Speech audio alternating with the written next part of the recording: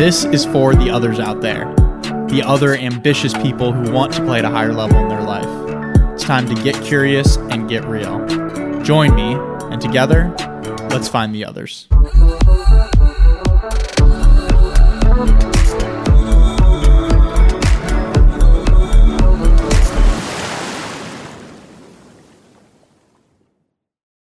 we live? We are live. That's awesome. Chad Sonkin. Joshua Cherish, what's up, 44? Good morning, How you doing, 19. brother? This is a real treat, bro. Real treat. You know? Cheers to that. Cheers to that. How are you doing, bro? Like, what's up? I know we're just kind of starting to catch up over here before we get popped in the studio. So, like, what's up? What's up with you? Like, how are you doing right now on the real? Yeah. On the real, I'm doing good. Yeah. I'm doing great. It's been a journey, brother. Yeah. It's been a journey since we last connected and with Edge and our careers and the roller coaster of events that transpired that have led us here in this moment. But I'm doing really good. How are you doing? Good, man. Feeling it all, bro, Yeah. for sure. Yeah. Like, I think it was, really important for us to sit down and have this conversation. We've had a lot of conversations together on the show, on the podcast. And I think it's really important to have us have a conversation in real time when like the plot is thick. As Christina says, the plot is viscous right now. We've had some plot twists since the last time we sat down and chatted. Obviously, Edge Theory Labs has gone out of business. So the business that we were working on together is now no longer. And that's come with a whole host of challenges. So for me personally, like, thank God, like right now I'm starting to see the light at the end of the tunnel, but it's been a very challenging, very trying, very testing couple of weeks, couple of months, really 4 or 5 months. Yeah. But these last month since we made the announcement that we were shutting down and everything, and the month leading up to that, it's pushed me to my absolute limit. I'll tell you that much, like, in all honesty. And I thank God that, the support system I have around me, the compounding interest of the mindset work and the conversations that we have and the things that I believe, I thank God for that, because that foundation is helping me move through this in stride. It doesn't make it easier, but it makes it worthwhile. So, and I truly do believe that. So I've been feeling all the emotions, like my whole life's flipping upside down. Yesterday, I just moved out of my apartment that I was at for 3 years. We're moving out of the office space at the end of the month. So like literally my whole life is flipping upside down. And like, that's kind of scary, right? And that's different, but also exciting, because it means there's a new chapter and a new opportunity. So yeah, it comes in waves, but that's I'd say right now I'm feeling present. I'm feeling grateful. I'm feeling what a dream to sit down with you on a podcast and talk. And like, I feel excited too to be able to like shed light, because so many people talk about starting up a business. We talked a lot about our success and things working out for us. And it's easy to talk when things are going well, but I think there's not enough people talking about like the failures, the downside, the costs, the when things don't work your way, the gut punches, when life kicks you in the teeth. And so I feel grateful in a sense to be able to like now talk about that in real time as we're moving through that. But it's you learn all about starting up a business. You don't learn a lot about winding down a business. So there's a lot that I've been learning recently through that. So it all comes in waves. Yeah, and you've gotten stronger every step of the way. Amen, bro. One thing that has just been unbelievable is like this energy that you are present with today is really the energy I've seen throughout the last 6 months of us not knowing, not knowing, and then slowly winding down. Is there anything like what have you leaned on to stay this optimistic, to keep the mindset this tight, this noble, if you will? Yeah, that's a great question. I've leaned on you, number one. I mean, literally like our daily conversations, to be able to have those daily text messages and phone calls and our one-on-ones to like stay inspired. Like, you got to stay inspired. You got to stay to that bigger picture, because there's days where, and there's days where you're just not in it, and that's okay, but you got to get back to it the next day. And so staying tight loop with you, my family, spending time with my niece and nephew, which is always such a perspective shift of like, they know nothing what's going on. They just love me for me. You know what I mean? This is irrelevant. So finding those different perspectives, but keeping that daily inspiration is everything. It's so important. And I think that more importantly is knowing that like this is just a really good part of the story. This is an important part of my story. And I think when it can have that like zoom out moment of like, we say it all the time, like the audience is on the edge of their seat. They just refilled their popcorn. They got their Slurpee. Like they are ready to go for this next arc right now for what's about to hit them. And like, I really feel that, right? You feel that too. And when you feel that and believe that, it makes the trials and tribulations that much more worthwhile. Cause like, we know where this is going. Like, I know that I'm going to bounce back. Like, I know that I'm going to be back on top. Like, I know that I'm going to be stronger and better and more successful as a result of this. But I have to go through this process right now. So it's just constantly reminding myself of that perspective and that narrative and telling myself that story that like, I will get through this. The story is getting great. The plot is viscous right now. The audience is like, what's he gonna do next? And there's something that makes me just kind of relish in that of just like, oh yeah, like just wait, you know, just watch.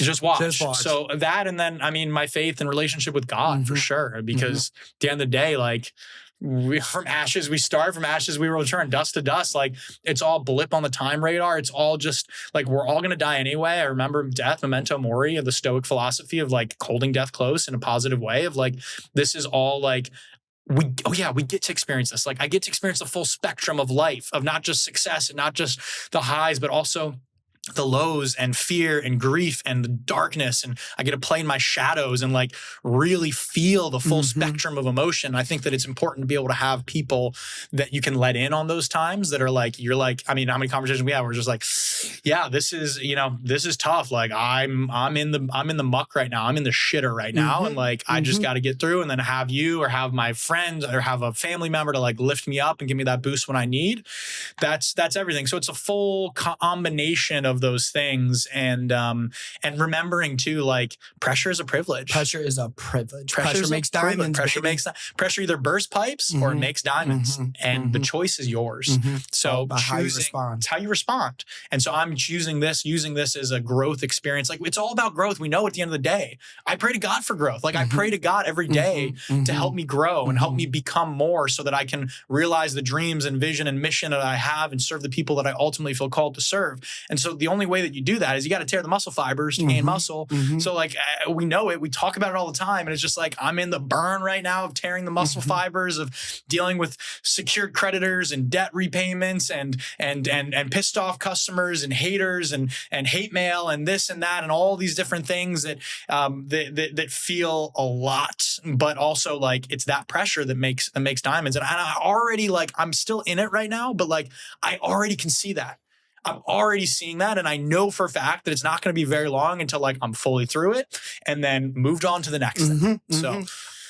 So beautifully said, bro. And you've handled everything so nobly. And like, even when we've been on here in our relishing in our success, when we've talked about the same things. We have God, support each other. Like you said, it's for the story.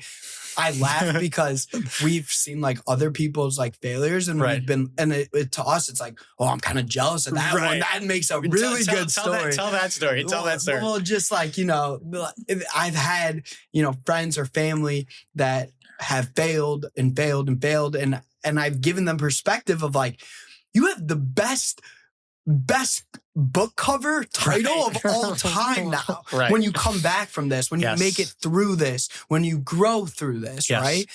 And I think there's something so beautiful about like, it's about the story, and it's about like burning that muscle fiber. And it's like, God, test me. Like God will test you and challenge you. Test me. I ace those. Like I ace those. Like, let's put what we've been preaching. Let's put what we've been practicing. Because we practice it day in, day out. We preach it day in, day out. And test me. Like I will ace those.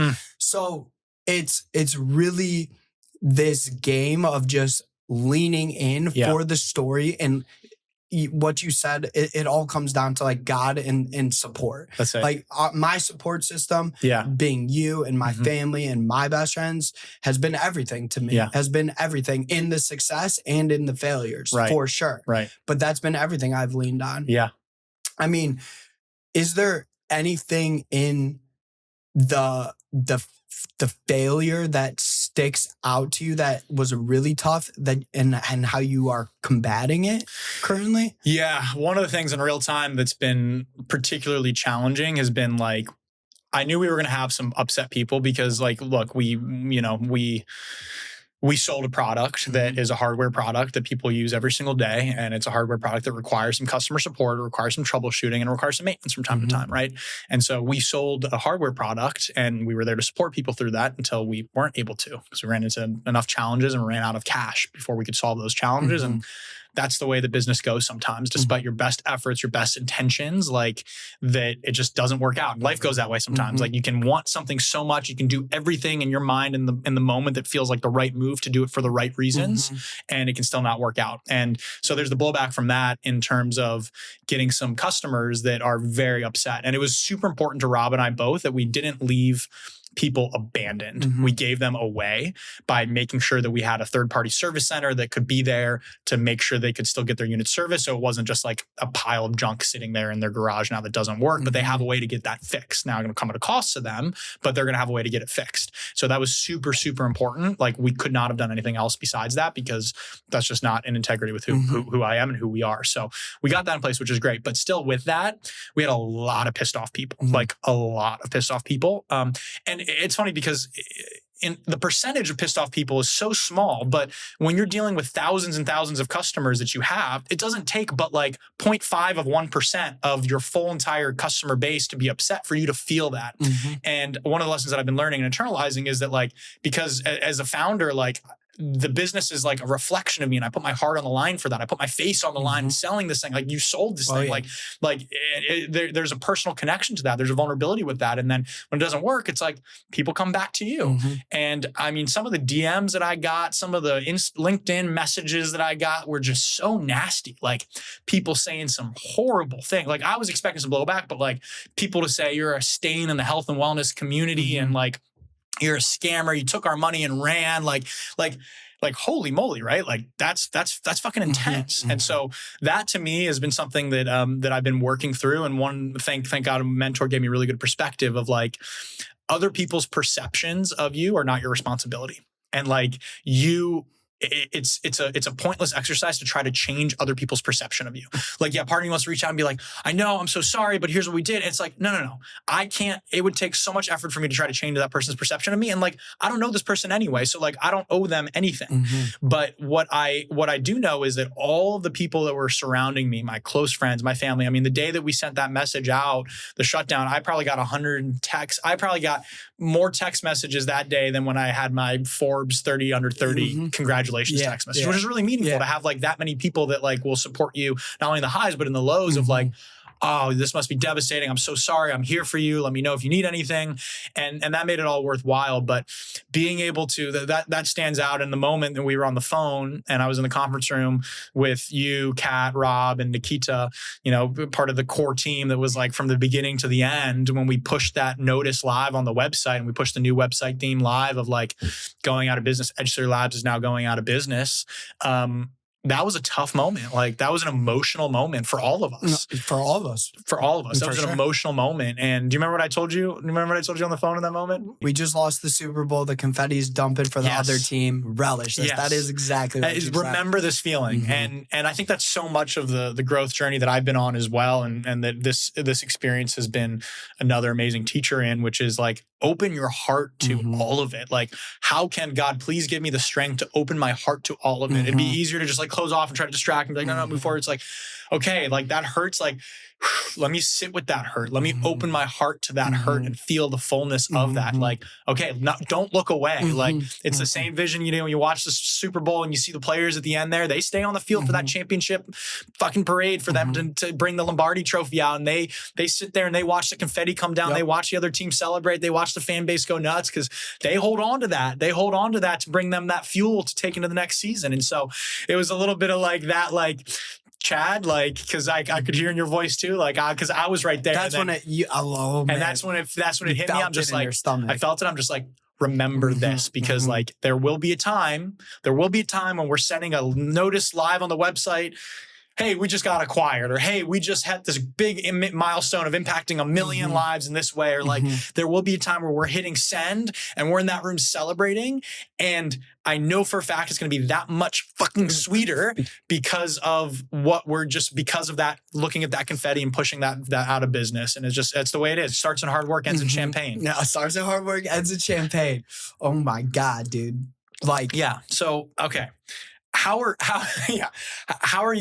me something. How are you feeling through this? Like, I mean, for you too, like this is a whole life switch around. I mean, you move out to LA, you go through a couple career changes. We have the pleasure of probably actually 2 years ago to the day, probably when you came on full time, although you're working with us, part-time doing sales for the duration of the business from the beginning.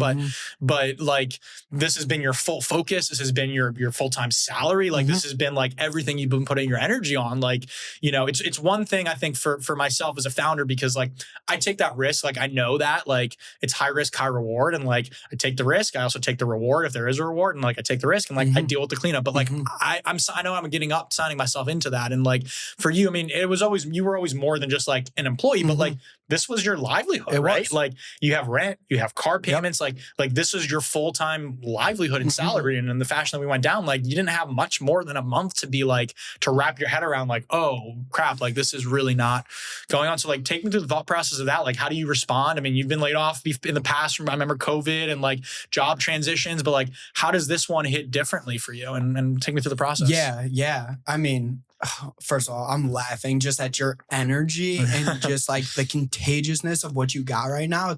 You got 100 texts from friends because like they know like they all know where Joshua Church. They're waiting is for this podcast right now. Yeah. To take a sec too. It's just like I need a breather to like let this all process and land, and then like there's a season for everything. There's a time for rest, a time for activity, and and I'm starting to feel that like, all right, it's time to now get back on and share, get back on the horse. And you've taught me so much just like on how to lead a business, on how to take ownership for failure, especially where in the past I've worked for people and businesses that didn't take ownership, didn't give their employees a lot of transparency or whereabouts of like where they stood and what was happening. And so the way you've just been a leader and been honest and transparent and hold yourself accountable has been nothing short of brilliant to see. Thank you, bro. And I appreciate that. So proud and inspired on like your energy sitting here today with everything that's happened the last 3 months. Like, I appreciate that. Truly. Wouldn't be without you for sure. Yeah. And I wouldn't be here without you. And then, for me, part of that, and I say that too, partly because, I was very aware of like where we were standing as a business, which helped ease the blow a little bit, like a little bit, being like prepared to like understand what's next. But I'm just, throughout the whole process, I've just been filled with so much gratitude. And my heart has really just started and came from that place of gratitude. Like what we did and what we've become and what we will continue to do, my life changed because of Edge Theory Labs. I work for myself now because of Edge Theory Labs. I'm not working for the man or somebody else now because of Edge Theory Labs. So it's just like the foundation from the start, gratitude. Now, once you see that we posted the new website and this is out of business, your heart sinks a little bit. You feel a little sick in your stomach. You start realizing like, oh, rent is due. Oh, I do have this car payment. I am taking this person out for a nice dinner. And you take them out for a nice dinner too, huh? And I do. Dinner and a movie. Dinner and a movie. A sweet treat for sure. I love it. So, those fears and anxieties, like, they're there. They come up, and it was a real, I said earlier, like, test me, I aced those. It's been, and it was a real, okay, I cannot feed those thoughts. I will not feed those thoughts. I cannot give them attention. Now, my heart is open. I'm going to sit with the pain and the scare and the bittersweetness and the gratitude and the joy and the achievement of everything that was. but I'm not going to feed the thoughts of that fear and that anxiousness, because I promise you they were there, and they are still there. You know, I've made other things happen at this point, knowing how I'm going to make money moving forward, but they were there chirping in your head. Like, and if you feed those thoughts, I totally see how anyone could spiral, right? But it's just like I had to be so proactive about feeding the good thoughts and staying on top of my meditation and going to the gym in the morning. And the second that edge was over, it was okay. Let's just keep creating momentum. Like, I'm going for the juggler now. Like you said, confetti. I'm back in the gym like Kobe the next day. Let's go. Like there's no sleeps for suckers. There's no time right now to like sit and feel bad for myself. There's no time to like sit here and be just taken over by fear of how I'm going to pay this car payment. It's you're going to go get it. Let's go get it. Let's go take what's ours. Let's go get it. And that was the mentality and still is the mentality. So, you know, create momentum. I had to create momentum for myself and little wins for myself. And then just back in when things were amazing, what did we say? Uncommon faith. Uncommon faith. And in the lows, uncommon faith. Like, God, lead me where you need me most. Like, I will show up and give 120, but like, show me the way, show me the proof that you're here, that you're helping me, lead me where you need me most. And those were things I said in my brain, in my head, over and over again, instead of feeding the fear. And it's landed me in a healthy spot moving forward. So it's been every emotion, brother. And like, we'll get into those. But every emotion. You know what it means? Like, you got to go through every emotion to get at what you want to get to, you know? So, it's all been a blessing, and it's been so much gratitude. And, you know, looking forward, it's exciting. And there's a blank canvas now, and we could take all of what we learned, all of what we observed, all of the wins, and especially all the losses, and now we can go make better, more accurate, quicker, faster, bigger decisions moving forward. And the blank canvas excites me. The question mark of what's next jacks me up just as much as the fear I could have fed it. The question mark of what's next, like, let's go. Like, let's go get it. Let's go take what's ours, you know? Oh, so good, man. Yeah, you're emanating that energy for sure. And that's something that I leaned on as well a lot, because you know, it was inspiring to see how you were just like, control the controllables. Like, I'm staying on the thing. Like, even when I'm not feeling 100%, like, staying on it. I know what I got to do to stay on my game, stay on my game. And you've stayed on your game and like not fed those thoughts. And then that's so great. I love what you said there. The question mark. It's like, what's next? Like, you can ask that same question of like, what's next? Like, ooh, that's scary. Like, what's next? Versus like, what's next? Yeah, It's like same question, different energy behind that question. And all the differences is where you're focused on. Like, what's your dominant vibration of where you're focused on? And again, it doesn't mean you're not feeling the anxiety and the fear, but like, you're getting into action. Action beats anxiety every day of the week. Getting into action and doing something about it starts to alleviate that anxiety, but it's easy to see it overcome. And I just thank God too for the past challenges. It feels like what you're, we say it all the time, but like what I'm going through now is preparing me for what's next.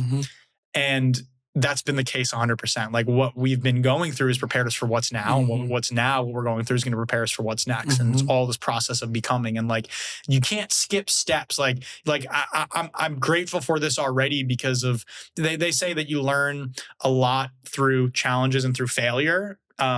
Which I now can say for a fact, I learned more through these last 6 months of the business, where we went down and we had to close the business, than I did in the first 2.5 years of the business, when we were just growth, month over month growth, scaling, growth. That was easy. And everything. That was easy. That was the fun, easy part of just like, wow, okay. I mean, and there were challenges within that, but that was, you know, I learned so much more through this, like, and now to be able to take a step back too. And I think time is when you expand the time horizon. Alex Hormozi talks about this all the time, but like, lengthen the time horizon, like zoom out. Like, right now we're so consumed on like this right here, this couple month window right here, but you zoom out, it's like, you can see how this is just a part of the greater whole. And when you zoom out, you realize too, it's like, okay, cool. In context, like, yeah, what a special thing right now. I'm feeling all the, you know, the fear, the anxiety, the haters, like all that feels super present right now, the quote unquote failure, but also like what a success we've had in these last 3 years. Like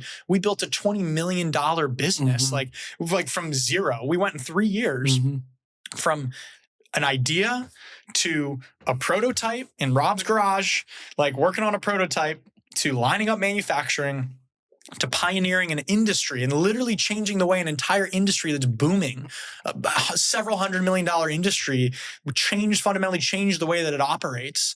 And then went on to impact thousands of lives, generate 20 million plus in top line sales, and all within 3 years, and connect with some of the most amazing people and celebrities and athletes, and build a team and a culture that we feel proud about and we feel connected to. And like there was something special. And in everyday life, we were excited to live. Yeah. Like, oh, we said, show me your Wednesday. Show me what your Wednesday looks like, and I'll show you what your life is like your average Wednesday. Like our average Wednesday was filled with the right amount of ups, downs, the right amount of challenge. That we were working towards things that were challenging and exciting and felt good. And it's just an amazing success. And especially in terms of the people that we wanted to impact. Like we started this as a passion project to like, I was tired of buying ice. Yeah. Like to think about the amount of people we've been able to impact and what it led to. Like to get a call the couple days after we went under, I get a call from Dana White being like, yo, buddy, I just heard the news. Like, I'm so sorry to hear, like, what happened? How you doing? Like, anything I can do to support?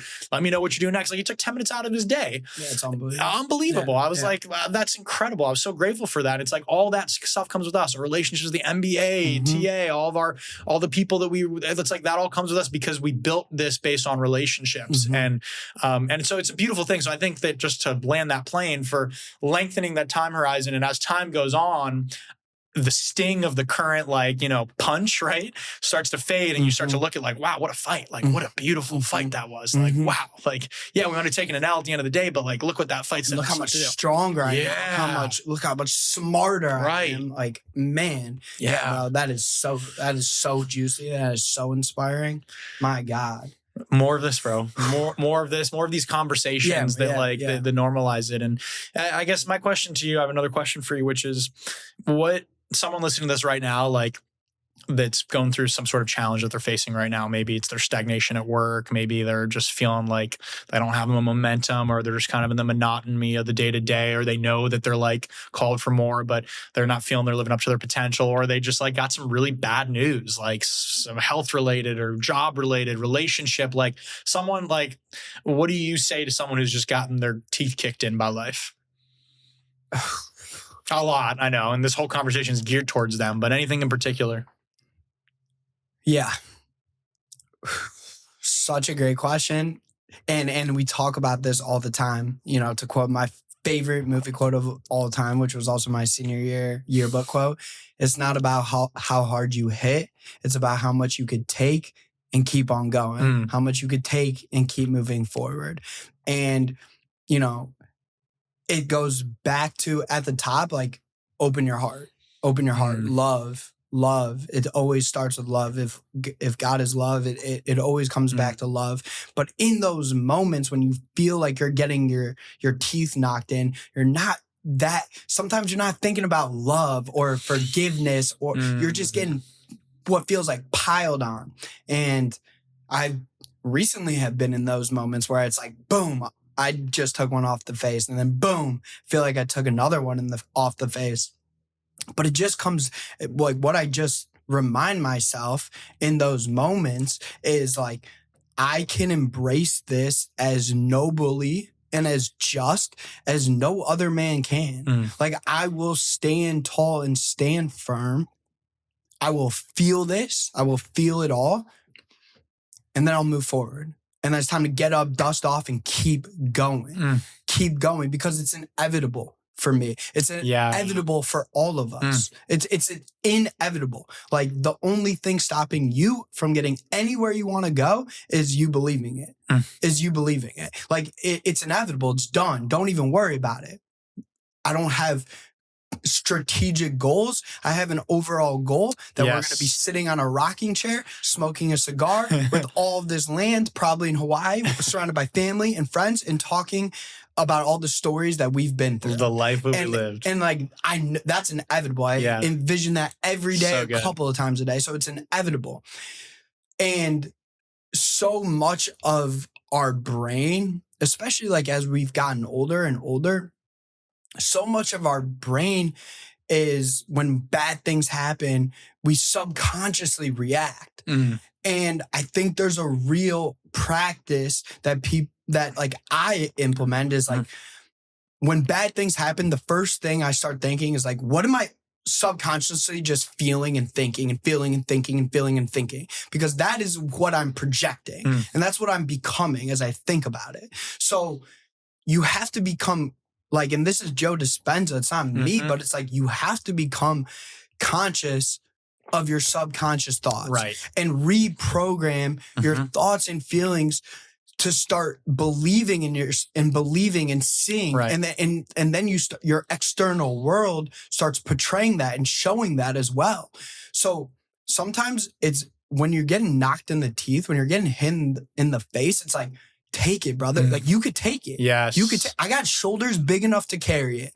I can handle this. Like God is in how you handle it. And I've told myself more times in the last 2 months, you can handle it. You can handle it. You can handle it more than I've told myself anything else. Oh. It's just like, I can handle it. I can handle it.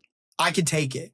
And that thinking those thoughts has helped me start to feel that way. And then when I'm feeling and thinking that way, I am that way. Oh, and let's go. That is the key right there. Oh, you know what I mean? I know what you mean, bro. Mic drop on that one right there. You just broke it down. If super that makes clear. sense. That makes sense to me, but we're also in the field, so we could be speaking gibberish. I don't know if we're making any sense. We could literally be speaking gibberish. Are we making sense over there? Are we making sense? Yeah, okay, cool. Cool. All right, good to know we're making sense. I think we are, but you said it, bro. It's like, but when you bring conscious awareness to what subconscious is going on, which starts with looking at, and that's the part we talk about feeling and opening your heart. It's like, exactly, what is underneath the rug here? Because most of the time, and I know this for me in the past, you try to sweep it over, move on, stay. And that's where the toxic positivity comes. And I'm just like, it's okay, I'm gonna be good, I'm gonna be good. It's like, okay, but you may think that way, but your feeling and your subconscious feelings are not aligned with that. So you have to get in that alignment where it's like, I'm thinking, I'm feeding myself the thoughts. I know where my subconscious currently is, and I'm feeding myself the thoughts to reprogram those emotions. And now, because I'm thinking and I'm feeling that way, I am that way. And that's just repetition. It's practice, it's repetition. It's having these conversations. It's listening to podcasts like this. It's listening to YouTube videos that light you up. It's listening to music that inspires you. It's spending time in nature. It's eating good foods. It's moving your body. It's taking control of the controllables. It's building momentum, however you can build momentum, and then rolling it from there.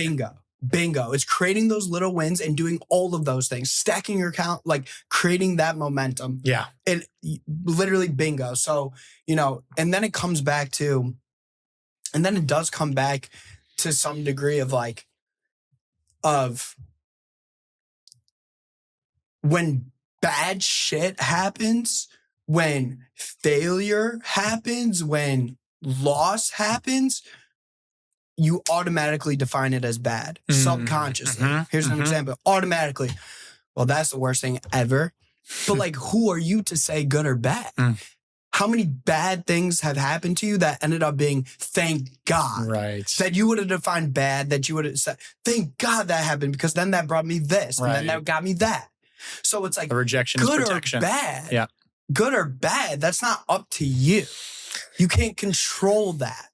Right. You can't control that. Actually, like there's 9 things, that you can control that are my phone background. And I use this to constantly be like, every time I am feeling bad or feeling worried or feeling anxiety or fear, I just look at my phone background. Let's see them, read them. And I go, what am I not controlling? Am I not controlling my emotions? Am I not controlling my judgments? Am I not controlling my creativity? Is it my attitude, perspective, desires, decision, or determination? And once I can look at my phone background and understand, okay, my attitude is just a little bit off. I need to shift that perspective. Right, or bring it back. My judgment is just a little bit off. Like, what's a different angle to judge? What's a different perspective of this judgment?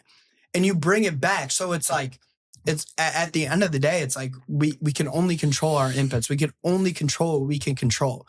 And if you let the good or bad define you, then you have no control over how you're defined. But it's how you respond. Amen. That is what defines you. Preach now. It's how you respond. So like you can handle it. Yes. You will get through it. Yes. You will find a way. Yes. Because it's inevitable. As long as you make that decision in your mind, it is inevitable. And brother, you and I, we made a decision a long time ago, dog.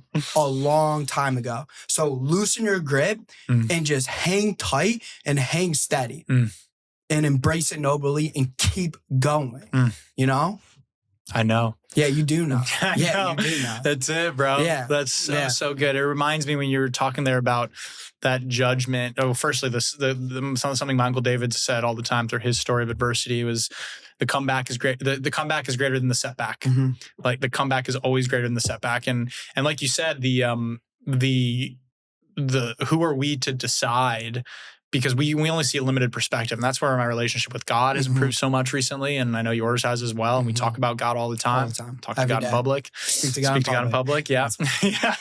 And it's just a beautiful thing. It reminds me of the Chinese proverb of the man and the horse. Have you heard this one? I don't think so.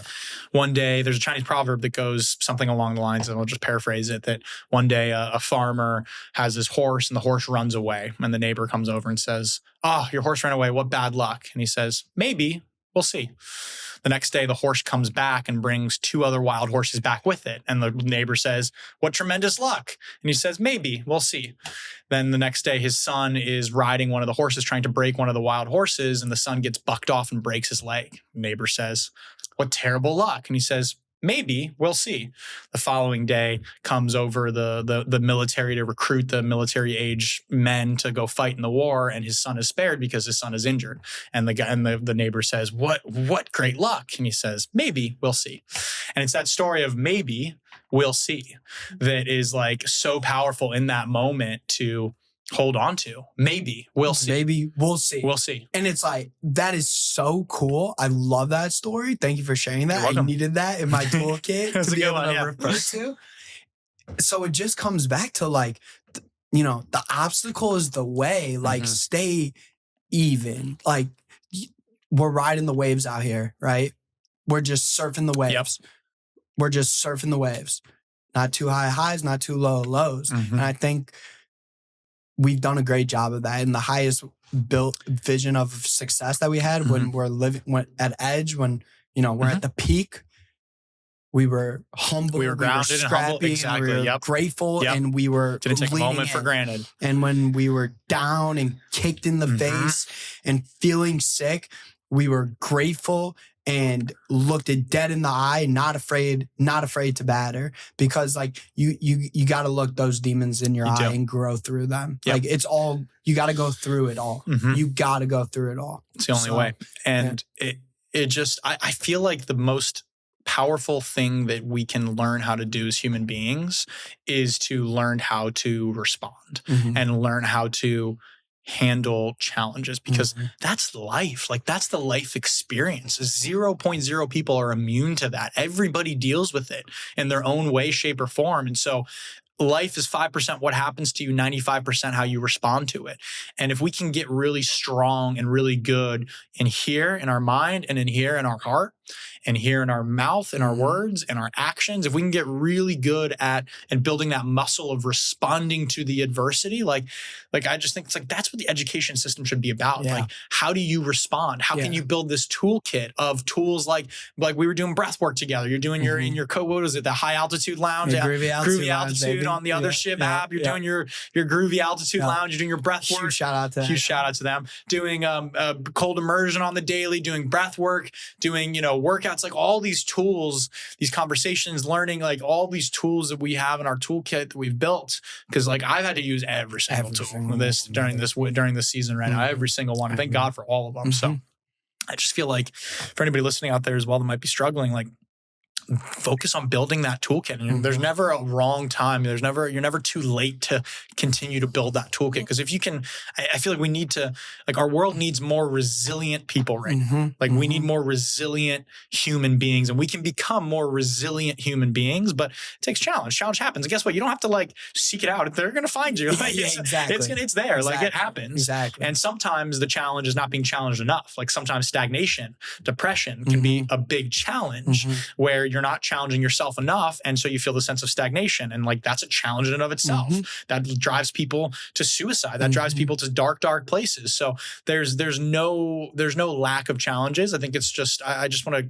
just remind us in this conversation, like, I feel like our work here is to really help people build that toolkit to be more resilient human beings. Yeah. I think that is our work here. Yeah. And literally brilliantly said, like, the obstacle is the way. The obstacle is the way. It's always something. Like, me and Ricky always joke because we're like, it's always something. Always something. Like, once we get through this, right, here comes something your car, else. just drinking coolant and like, and I remember like calling you one time and being like, oh man, I got this going on and like this going on. I'm so overwhelmed and like, I don't know what to prioritize. And you were like, brother, like, this it's just so important to learn this now because your life, like, wait till you get married. Yeah, wait till you have kids. Yeah. Like, it only get, and I tell people that a lot when I talk to people that are struggling or that just feel so overwhelmed or so much, or it's this thing or it's that thing. It's like, you're just getting ready to get ready.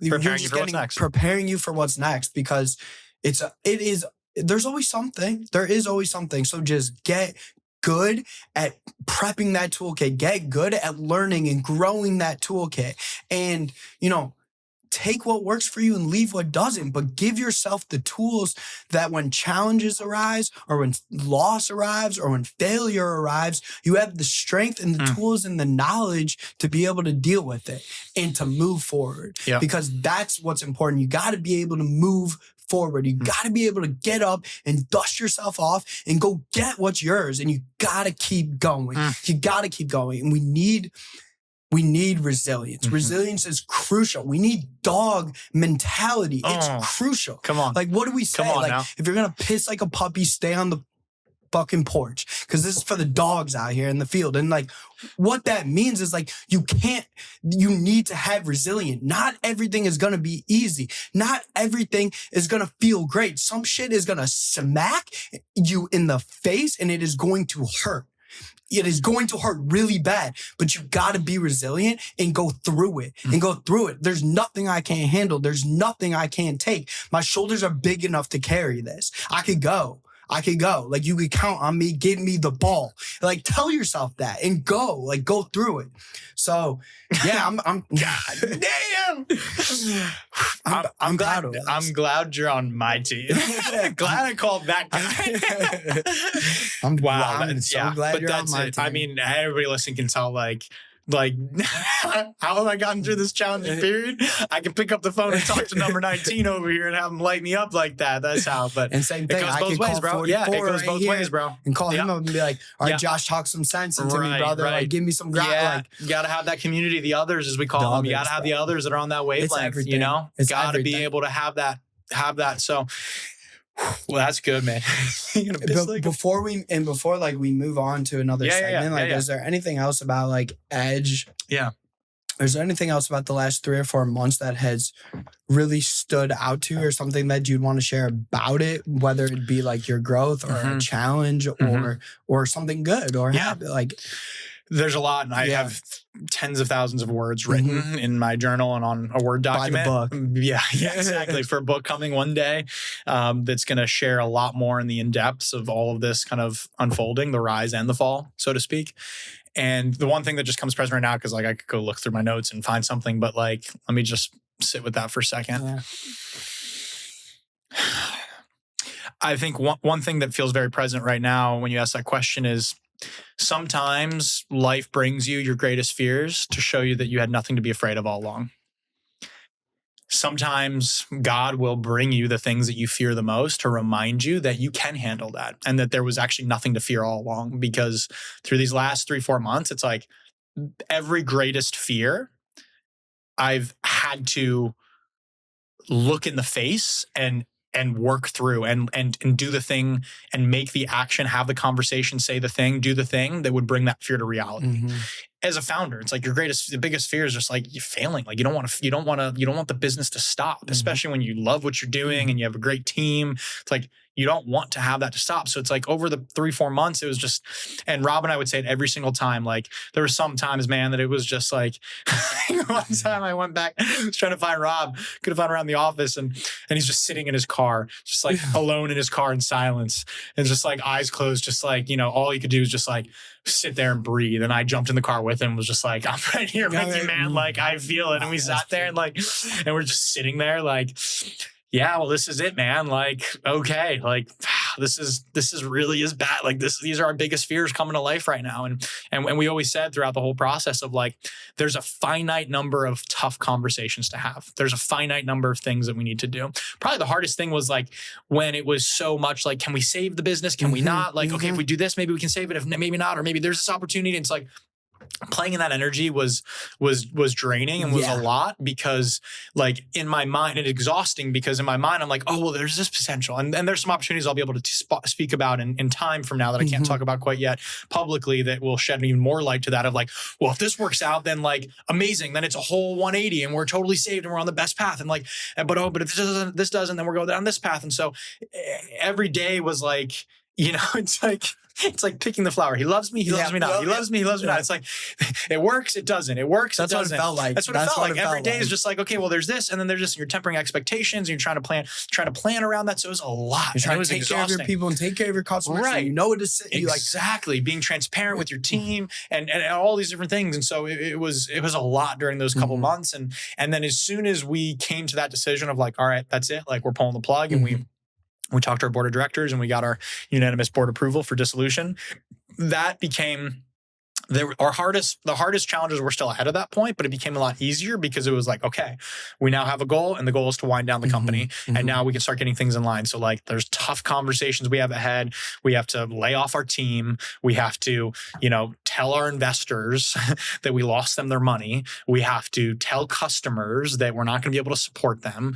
We have to tell partners. We have to tell, these other people we've done business with, like we have to get a game plan in place for servicing these units. It's like, we have to figure out a plan with our secured creditor, because we're not going to be able to pay back our debt. Like we're going to be in debt some amount. We got to figure out what that is. We got to get out of our lease. We got to sell the remaining inventory. Like it's like, holy moly, that's a lot of stuff on, especially when the stakes are hundreds of thousands of dollars and, and potential personal liabilities, personal liabilities. Yeah. So there's a lot, it added a lot. And it was like, this is no joke. Like this is some real shit. Like this is real. This is some scary shit. Yeah. If you feed those. It is. And one by one, and my whole mentality was just like, one step at a time, one conversation at a time. I learned this from mountain climbing. Don't get stuck looking up at the peak or running an Ironman triathlon. Do not think about that finish line. Do not think about that red carpet that you come down that finish line. Like stay present with the one step you're on right now. And soon enough, you'll be out of the water and you'll be on the bike. Stay focused with this revolution around. Make it to the next mile, Soon enough, you'll be off the bike and you'll be on the run. Make it this 1 mile, then make it to the half marathon point, then make it to 18 miles, then 20 miles. And then you're in the home stretch, make it to 26. And now you're at the finish line. Like one step at a time, all of a sudden you look back and you did it all. So that was very much the mentality that Rob and I both brought with this, is just like one step at a time, one conversation at a time. Okay, cool. Let's let our team know. Okay, here's a game plan for our team. Okay, cool. Now that those conversations are done, that's a big relief. That's over. Okay, investors. Okay, now we got a lot of investors. Now we got to put together an investor deck. We got to be able to okay.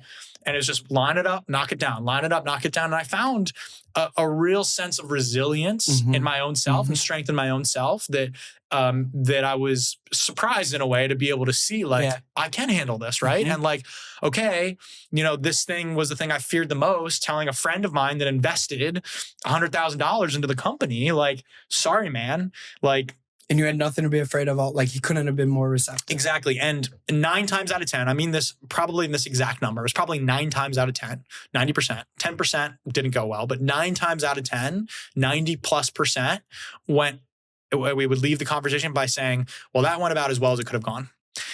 And I thank God for that experience of like, well, that went about as well as it could have gone. Because by the end, instead of feeding the fear, especially when we had some of the big stuff around the secured creditors and the personal debt that we had these conversations around, was like, this is where it feels really high risk of like, I have faith that like, this is going to go as well as it possibly can go. Like, I now have faith because we've just done all of these tough conversations. We've had all of these challenges we've had to line up and knock down and move through and had to do the hard thing. And 9 out of 10 times that went as well as it possibly could have gone. So like, of course, I think that's going to continue. I have faith, and now I have evidence to believe that's going to continue. So that's something that's present is, one, sometimes God brings you your biggest fears to show you had nothing to be afraid of all along, and to help rewrite some of those stories and to re-infuse me with faith that like 9 out of 10 times it's going to go better than you think. We get fixated on worst case scenario. It's going to go better than you think. Doesn't mean there's going to be the 1 out of 10 that's not, but it's going to be 9 out of 10 times. And so like, find relief in that. Yeah.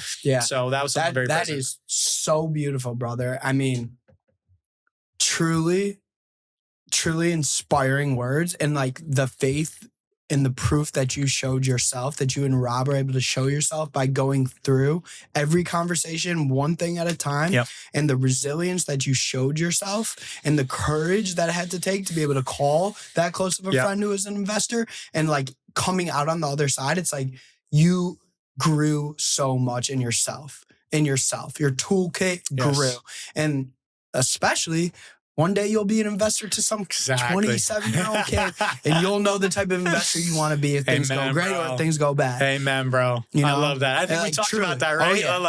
Yeah. Like it's been one of the way that one of the investors responded was just like so far and away, like above any reason, and they were a lead investor as well, above any reason for them to respond that way. And like the words that, that they shared were just, not necessary, but so meaningful and so nice. And it just like, I just had that wash over me of like, thank you for showing me this. Cause like one day, like I'm going to be able to provide some relief for some young kid that just lost my money and like, and let him know like, this is the game, like all good. Don't worry. I knew I was getting into what I was getting into. Like, you're going to take this and you're going to become better on the other side. And like, and that's everything, man. Gave you some look at the people, like to think that 90% of those conversations went that well is a real test to like the people you did have around you and the people who did have as a part of this business. Like really cut from the same cloth. Special, true, real, ambitious dreamers and people. Bro. So, and that's a huge reflection, right? That's a huge reflection from team to investors to partners, because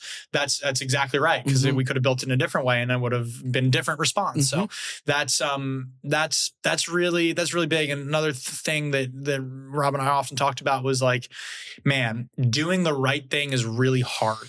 It's really hard to do the right thing, but it's so worthwhile. It would have been so much easier to just like do what some other companies have done in the space, or do what other people what we could have done, which is just like, you put up the notice, sorry guys, we're out, and that's it. But we took the time. I mean, I probably reached out to 70 people proactively of close partners and people to let them know and to make sure they were taken care of. And, I couldn't possibly get to everybody, but it was important to me and my relationship and my legacy and my reputation in which I built this, to make sure winding it down was with just as much care and integrity and transparency and impact, and was able to do that, which was really beautiful. And it's not easy. It's like we had some hard conversations, and we paid the price literally of a lot of different things because we wanted to take the high road. We chose to take the high road and to do the right thing. If that meant letting our team go earlier to get them paid some severance or get them a notice or heads up, if that meant just acting in a certain way, getting our customers set up, like we really did everything to the best of our ability. And that's important for me to like put my head at the pillow and sleep well at night at the end of the day. I was going to say, and my dad always says, an honest man's pillow is his peace of mind. Amen. So it's like, oh man, I'm very proud of you. I'm very proud of us. I'm very proud of us and same, you man. Specifically. Thank you, and dude. I'm very grateful. It's the same, bro. It's cool because it's just the better it gets, the better it gets, man. Like more life, like more experience to talk about. That's the fun you see. Like you're alive. We're alive, feeling the full spectrum. I want to taste love and pain. I want to feel pride and shame. That's a great lyric that I have on my list here. It's like, I want to feel the full spectrum of the emotions that we're capable of feeling, because that's why we came here, did we not? To feel the fullness of it, and the full spectrum of it all. And it's a beautiful thing. We're alive, brother. We can feel like we got blood pumping through our veins. Like we have more life. We have experience to talk about. We all want to be experienced beings, but we don't want to go through the experiences that makes us experienced beings. We all want we want someone on our team that has gone through the ringer. We want someone on our team that has experience. We want the veteran on our team that's been through it, that can coach us through. We want those people on our team. We want to be around those people. We want to be those people. We want to be the veterans. We want to be the people that have experience. But you got to be battle tested to have the experience. And when we pray for experience, we better take it as it comes and not judge it as it comes, but trust God as he's bringing it to us in the form that, like, thank you, God, for this experience and for the growth. Thank you. This is what we've asked for. So take it with a spoonful of sugar and keep the show moving. And keep the show moving, brother. My goodness, flip that. I mean, thank you for sharing that. That we seek challenges. We need to go through that experience. Like, beautiful, dude. I mean, you gave me chills. So, like, I literally have goosebumps on my arms. Resonation. These things resonate. That's good. Yeah. Cool, bro. Anything else present for you right now before we switch gears into the second part of our conversation? No. I feel good about what we discussed. Nice check-in. Good check-in. So basically, that was just answering the question, how are you? Yeah. In both ways.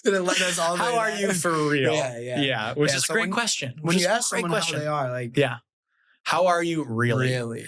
It's amazing. Just add that at the end. How are you really? Really? Like, that's amazing. That's a great way to just say, it's like, how are you? How's it going? Right? We give surface. How are you? Really? Really? Like, add that really next time you check in with a friend. How are you? Really? See what opens up. It'll and for yourself, check in with yourself. How are you? Really? Check in. How are you? Really? What's there? That's what I want to talk about. That's the juice, man. That's the growth. That's the juice. That's the juice. That's where God lives. God lives in that. He lives down there in that. Just as much as that's where the juice is, man. That's where the juice is. That's the point of relationships. That's the point of love. Like it's that. And yeah, I mean, how are you really? Fantastic. I'm taking that. Take it. Yeah. I'm taking that. How are you? Talking to really? people Yeah.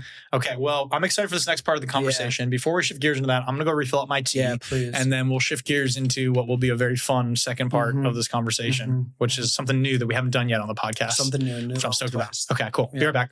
Yeah, so we had this idea a couple weeks ago, right? Months ago. Months ago. One of the things I love from Chris Williamson's podcast, Modern Wisdom, when he's like has a guest on, or like he's just sitting down with Hermosi and they're talking about quotes and they're just like riffing on quotes and they like, here's a quote. What's your take on this? Like, let's talk about this. And I was like, I want to do the same thing with you. Just like, oh, we got a lot of quotes. I'm like, wait a sec. We got lyrics. We got poetry. We got song lyrics for days. Cause one of our love languages is song lyrics, right? Like it is. And I think a lot of people can relate to that. Like your love language is music and it's a beautiful thing. Beautiful thing. Fun thing about music. It's beautiful. Shout out Mac Miller.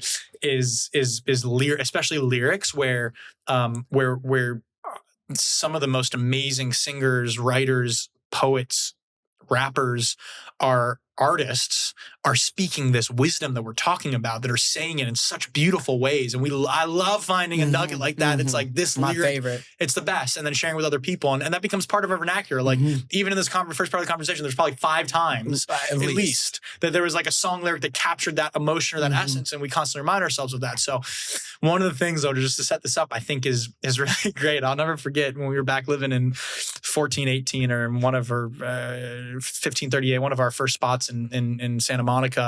One of our friends came over and was just like, yeah, like I'm a little stagnant. Like I'm feeling a little depressed. I'm just like kind of bummed out by life recently. And you sat down and you were just like in go mode. You were just like, I have 2 questions for you. 1, what kind of music are you listening to? And 2, when was the last time you've been in the ocean? I was like, damn, Chad, all right. And it's so funny, but it's so spot on. So spot on. It still holds true to me today. It's like, you're not feeling well? Okay, 2 questions. What kind of music are you listening to? And when was the last time you were in the ocean? Right? Simple things. That will refresh the soul. That will refresh the soul. Like, a little recalibration, yeah, actually. Right? But the music we listen to is so important. Yeah. And so it's like, it's time for sitting with yourself, but like the music we listen to is everything, especially when most of us listen to a lot of music. Right. And you always said something that I loved, and I actually named a playlist after this because you said, are you listening to the music you listen to? Like, Mm-hmm. do you hear the music that you're listening to? Mm-hmm. Do you hear it? Because the rap, like all of your favorite artists are saying the same stuff. Like they're giving you the keys. Like they're telling you They're the things. giving you the keys. Right. So we've always been wired to that. So I have a playlist called Are You Listening? That's just like of some of my favorite songs like that. I know you've got your high school football pump up playlist. You still listen to that? You still listen to that song? Yeah. That playlist? Oh yeah. Yeah. Oh yeah. Your high school football, your pump up. Yeah. I get listen texts to it. all Yeah. the time. Like, dude, just got on your football playlist. Maybe if you're lucky, you'll get Chad to send you the link to his high school football pump up playlist. Yeah, that's different. Yeah, that's different. But it's for push day. That's good. So anyway, I told Chad, I said, okay, cool. But before this conversation, why don't you put together a list of some of these lyrics that you love, that you hold on to? I'll do the same. I'm sure we're gonna have a tremendous amount of layover, but let's like put together a list of these different lyrics, and let's just bring them up and talk about them and what they mean to us, and share them with the audience. And I think that as a gift, what we'll do is we'll put this all on a playlist on Spotify, and then we can put the link up. That's great. So yeah, we can email you the link to the Spotify playlist so you can like have the playlist. Yeah, the wide ranging playlist this will be. This will be wide. This will be wide ranging. Yeah, so, very wide. What do you think? You down with that? You with that? I love that. All right, I love that. Yeah, great. Yeah. Shake my hand. All right, let's go. All right. Do you want me to start us off? Or you start us off. Okay. I've got one that I want to start us off with that is a simple one. And this one always gets me hyped. And I know it gets you hyped too as well. But we say this all the time. And every time it plays in the song, it's just like you and I look at each other, it just gets us just juice, which is Kid Cudi, Pursuit of Happiness. Tell me what you know about dreaming. You don't really know about nothing. But tell me what you know about dreaming. And that just lights me up, because if you're not dreaming, you're not living. Like having that dream, holding on to a dream, an aspiration, a goal, a vision of who you want to become, of who you're stepping into, that is so essential, especially in these moments when you get a punch on the chin, like you get your teeth knocked in. You gotta have that dream. So tell me what you know about dreaming. It's the only thing that keeps us going is like those. We want to be pursuing something as individuals. Yes. We need to be pursuing something like that. I think happiness is so much tied to like, what are you dreaming? Like, what are you dreaming? What are your aspirations? Like, I dream because I see myself in the dreams as like this incredible version of myself that pulls me forward to that. And every decision and every attitude and every thought and every pain and every happiness, it's like I want to be pursuing this dream of how I see my life and how I see how I see this going. Yes. And so it's if you want to chase happiness, if you want to be happy, if you want to live a purposeful, intentional life, you got to dream and be pulled towards achieving that dream every single day. And it's like we made a decision a long time ago on our dream, you know, we sure and did. every day I'm pulled forward because of that dream, because I believe we are uncommon, because I believe I am uncommon. Just like everybody listening to this is uncommon. Like we're all uncommon. So have a dream and get pulled towards that dream. You know? So good. How about you? Yeah, bro. No, we say it all the time. Good dreaming, man. Good dreaming. We're living our dream right now as kids that were growing up in the fraternity house in college and sitting there in that basement room with the bong on our coffee table, like dreaming big about one day working together, being in California. Could you imagine? If we told ourselves like, I mean, it's best case scenario. Like we said that when we went on our first business trip in Chicago, the MBA Trainers Association, to like go talk to and sell our product to the MBA. Like we're on a business trip that like the business that we've been building is like paying for to be able to like for us to spend. I gotta expose you here. Best thing ever on the first business. I didn't get it. Chad, this is the first business trip you've ever been on, so you didn't understand the concept that like this is like like a business expense. So like, you know, it's on the business because there's a business expense for it because then there's an ROI for it, right? And so, and we made a great ROI on that trip. And so like in the beginning, I was like, I got the meals at the airport and I put it on the business card. And then you were just like, no, let me get this next one. Like, I got us waters from the hotel because like you felt like you needed to carry weight. I'm like, no, bro, you don't understand. This is a business trip. This is all the business. Like, yeah. And then we like business trip. Year 2 in Chicago was great. I was like, oh no, this one's on the business. That's so good. Let's go to Dolce. Yeah, exactly. Yeah, it's so good. But that's it, man. Tell me what you know about dreaming. Yeah, dreaming because like we got and I love that because like you and I we dream big. We talked about this on Christina's podcast as well about like being like dreaming big. And so that's one. All right. I think because you get pulled towards it. So this is a little bit longer here. So let's hear it. Go. But I think it falls perfectly into what we just talked about the last hour. It's J. Cole. Oh, J. Cole. Sweet. Okay, cool. Let's hear it. And he says, fell off the pedestal and I'm never getting back up. Done trying to be perfect. That shit is exhausting. An infinite force that homies get lost in. I'm scribbling thoughts. My pencil is sharpening. Trusting my pen. Been trying to limit the crossing. So, ooh, I love that last part too. Yeah, it's so beautiful, and I want to like throw it to you, but I know it was longer. So no, it's good. It's good. But it fell off the pedestal, and I'm never getting back up. Done trying to be perfect. That shit is exhausting. That's great. The thing that really stuck out with me is that last part is trust. What is it? Trusting my pen? Trusting my pen. Been trying to limit the crossing. Been trying to limit the crossing. Like trusting yourself, trusting your intuition, and like limit the crossing, limit how you go back and cross things out, and second guessing and double dip, double jeopardy. Like trusting that pen, trusting yourself, trusting your intuition, trust God the way that God's leading you, and move through decisively. And that's something that I've been definitely putting into practice throughout this dissolution and this wind down process as well. Just like make decisions and move with them. How about you? Yeah, no, exactly. And I just love how he says, like, fell off the pedestal, I'm never getting back up. It's like, get off your pedestal. It's like you will get kicked in the face. And like, you learn that when you get kicked in the face constantly, like over again by going and seeking the hard things. So it's like, there's no pedestal here. Nobody's bigger than anyone. If you want to, I think you got to be scrappy out here, and you got to be driven out here. And it's about getting kicked off that pedestal. It's like none of us are actually better than anyone. I just love that. That's good. That's good. That's good.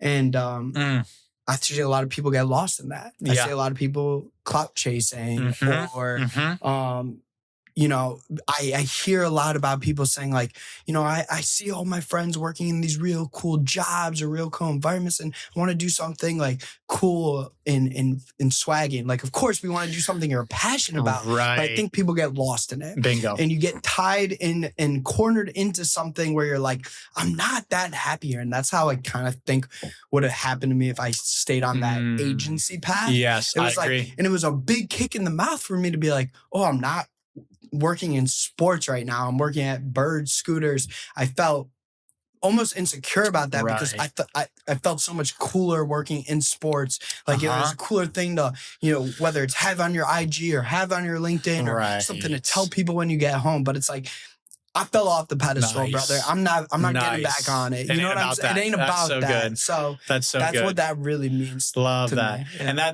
that's such potent advice too for like, I think about our brother's age as well, and your early 20s or mid 20s, and you're kind of figuring out your career of like the bells and whistles rust very quickly. Like it fades very quickly. And at the end of the day, you have to answer. I mean, we saw with Danny, our roommate, who was working in music and still is working in music too, and has found a better lane that he loves it within that. But like it was amazing, and he loved talking about being in music, and it was the coolest thing. Everybody was trying to get coffee with him and learn about the industry. Like he did something that other people wanted to do and was uncommon. So so it's like, and now it's like the allure wears off very quickly. So not getting back on the pedestal. Exactly. All right, I love it.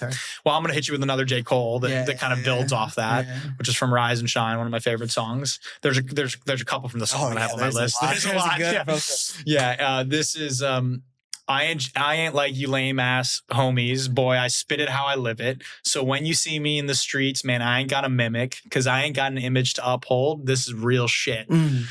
When you see me in the streets, man, I ain't got a mimic. This is it. This is real shit, you know? And I love that because it's like I think about the line that my dad always used to say, which is WYSIWYG. WYSIWYG. WYSIWYG. What you see is what you get. WYSIWYG, an acronym for what you see is what you get. Like, and he always said that he always had no distinction between his work, the way he showed up at work to the way he showed up with his family and his kids and his friends. And it was just all him. And I never really got that until started doing this business. And then I realized how important that was because otherwise it gets exhausting. Like the way that I show up on this podcast right now is no different than when I'm on the phone with you and nobody's listening. Is no different than when I'm working on this versus working on that. It's like what you see is what you get. Like I ain't got an image to uphold. This is real shit. I'm not trying to mimic. I'm not trying. Yeah, exactly. Like I'm me. I ain't got to mimic. Like I don't have to mimic, or I don't have to try to uphold. And it's kind of that pedestal. Like I'm not trying to be up on this pedestal. Like I don't have to try to pretend to be someone I'm not. Like it's just real shit. Like this is what you get. What you see is what you get. And like this is real. This is not fake. It's I spit it how I live it. Like we spit it how we live it, and you have to. You have to. So you. I know it's a good one, huh? Come on now. And I'm not allowed to hit the table, but I want to hit the table. Yeah, bro. I think that's so good. And WYSIWYG I love more than anything. But it's like you don't get caught up in, in comparing yourself to others or mimicking or copying. Like everybody's copying out here. It's so funny nowadays. It's like, we could go on a whole tangent about this, but like with the media and the internet, it's like we're all in our own little bubble anyway. It's like, why don't, instead of like seeing the reviews for that movie, why don't you just go see it for yourself and make your own decision? I like that. You know what I mean? But it's WYSIWYG, and I think that is such an important factor too. In like, as a man who is seeking a relationship with like looking for a partner and things like that, because especially when you're talking to girls or meeting girls or dating girls, you could get caught up in this game of let me play it cool right now. I want to play it cool. Like, let me play cool so she thinks I'm cool or I'm not too like overstepping.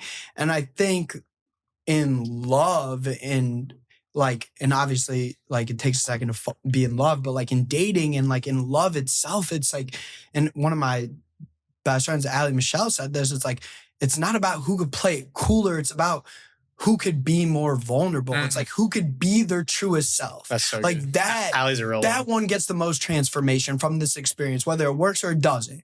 It's not about who could play it cooler. It's not about, copying other people to be cool. Right. It's about who could be the most vulnerable and be the truest self, because that person will receive the most transformation, whether this relationship lasts to the end of time or is just, a little stint. Right. So that I love that J. Cole lyric, and it just brought that back to my brain. So good. That's great. All right. I got one for you. All right. What you got? I want to do J. Cole, but like we got to switch it up from J. Cole a little bit. But we'll come back. We'll come back. We'll come back. We ain't going far. We ain't going far. How about this? This is a little one for you. And all of my favorite people, they don't march to the beat of your drum. They just keep on keeping on. And whatever you're supposed to be, whatever that's supposed to mean, I just wanted you to know that you don't have to come clean to me. What's that? What's that from? That's Mount Joy, Cardinal. It's one of my favorite lyrics. That's a good one. And what that means to me is like, okay, first of all of my favorite people, they don't march to the beat of your drum. Comes back to what we were just saying. We're not trying to mimic or copy. Yeah. We don't follow the crowd. We're one of ones. Like, we're uncommon. Like, me and your squad is mismatched, but we don't march to the beat of your drum. We just keep on keeping on. Yes. And the last bit here, he says, whatever you're supposed to be, whatever that's supposed to mean, I just wanted you to know that you don't have to come clean to me. I think it's so powerful in a world where people are so judgmental. And I think one of the lowest vibrations you could be with like hate and fear is judgmental. Like, because we're all walking a different path. We're all have different experiences. We all are this person based on what life has been for us. So I just think you don't have to come clean to me. Is like, it's something so important that I always want my friends and my support group and the people I'm in relationships to feel around me. It's like, yo, you don't have to explain yourself. Like, it's all great. good. I love you. It's all good. All good. Like, you know what I mean? Yeah, you're very good at that too. I think people open up to you a lot, I'm sure, because of that as well. Right? I think so too. Yeah. And it's because, like, I'm not here to judge you. I'm not here to this your bed, like, you make your bed, you will lay in it, but like, yo, over here is safe. Support. We're good. We're good. I love you. That's like, so good. That's so good, bro. I just really like that in terms of like making this world a better place, which is like what we're out here to do. And for inspire other people to treat other people that way as well. I have to. Oh, love that one. Thank you. All right. I got one here. This is from I gotta go here. I was gonna go somewhere else, but I'm gonna go here because I just saw it. This is a mere trip, a red wave. I know. This is I'll read you the full lyric and then we'll circle back to the part of it that we say all the time. But this is from Red Wave, a mere trip. But then there's some times I hear God. Damn, that last line just remind me what I do it for. I do this shit for awards and plaques to decorate my mama wall. Mama, your pup is a dog. I don't grow up on him now. Please don't lose faith in me now. Yeah, please don't lose faith in me now. Yeah. So that line I love, but I love that line. One of my most overplayed lines of all time. It is. Like, actually, shout out to Amir Trip, because it's like, you know how many times like you're facing it right in the eye, and you hear that little lyric, and it's like, yo, I think of my mama. I think I love like before a yoga class. Sometimes they'll tell you, why don't you dedicate this practice to someone? So that's something I do a lot of the time in my everyday life, whether I'm dedicating my day to somebody or whether I'm making a decision. I think about my parents and everything they've given me, but it's like, it really just, that lyric just like, it's so much. If I was only doing this for me, I wouldn't come this far. This isn't for me. Right.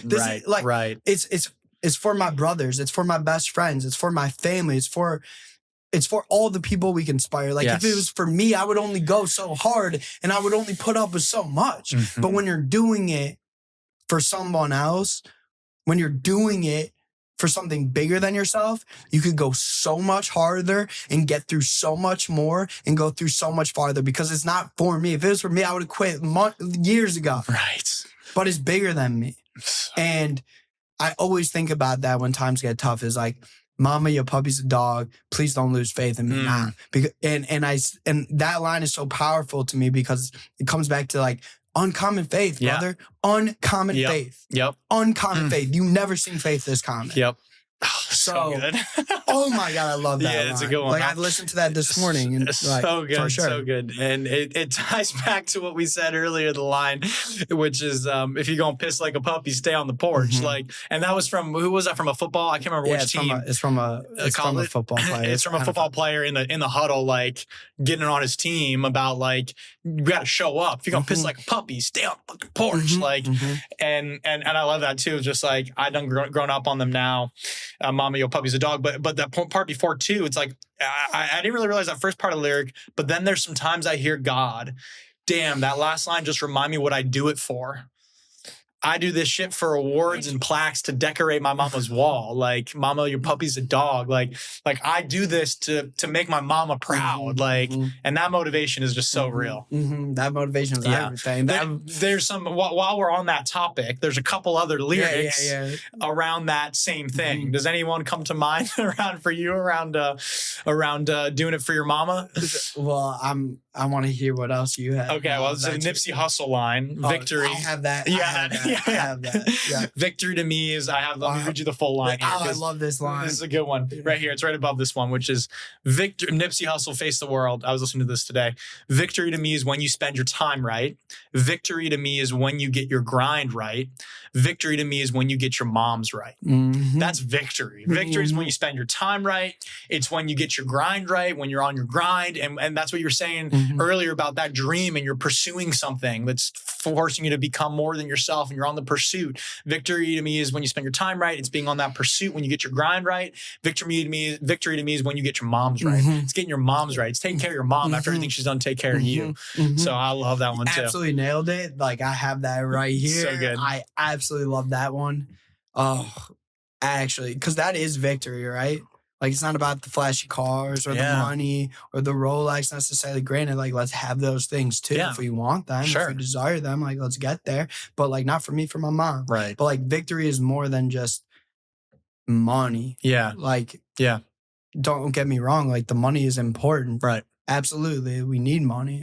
We're not gonna deny that. Yeah. But like, the victory. In pursuing the dream, the victory in pursuing the dream is like the time that you have now to spend with your family and friends, right? So good. Like, the victory is like when you get your grind right, when you get to work on something every day with your best friends that you're passionate about, that excites you, that makes you that money, and then you can give back to your mom and your family and those that are underserved that you need, like that you're doing it for. That's what's up right there. All right, hit me with one.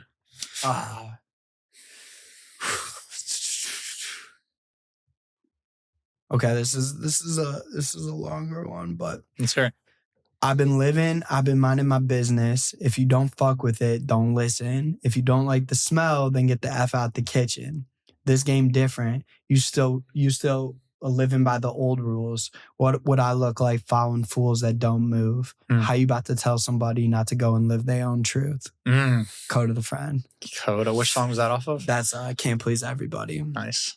So I love that line because it's just, there could be so many distractions out here. There could be so many haters out here, like people that would, you're trying to nobly end your business and just want to chew you apart. But like, what I eat don't make you shit. You know what I mean? And it's like, everyone, like you got to block out other people, other people's judgments, other people's actions, other people's thoughts. I think a long time ago, you just can't please everybody. And that was a lesson that I certainly had to learn in life. Was like, I remember watching you work through that one. And it's like, it goes further because he says, you can't please everybody, too afraid to disappoint everybody, proceed to disappoint everybody. And it's like, so it's just, you can't please everybody. Yeah. You can only, it all comes back to what we were talking about earlier. Like, let's handle this as just and as nobly and honorably as we can. But we're certainly not going to please everybody in the process. Yeah.